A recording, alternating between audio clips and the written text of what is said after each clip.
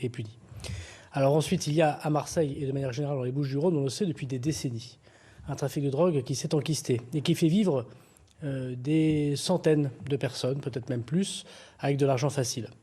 Mais avant tout, le premier responsable du trafic de drogue, c'est le consommateur. S'il n'y avait pas de consommateur, si les gens n'achetaient pas du cannabis ou de la cocaïne, il n'y aurait pas de trafic. Alors nous avons renforcé les effectifs de police, 100 de plus depuis un an, 200 de plus arrivent cette année. Le président de la République les a annoncés, ce sera 300 policiers de plus en 2 ans. Il faut le temps de former des policiers. Vous avez mis en place aussi une stratégie de pilonnage depuis 2 ans, on en est où? Nous avons effectivement depuis 2 ans mis beaucoup de moyens, y compris des CRS, partout dans les Bouches-du-Rhône et singulièrement à Marseille.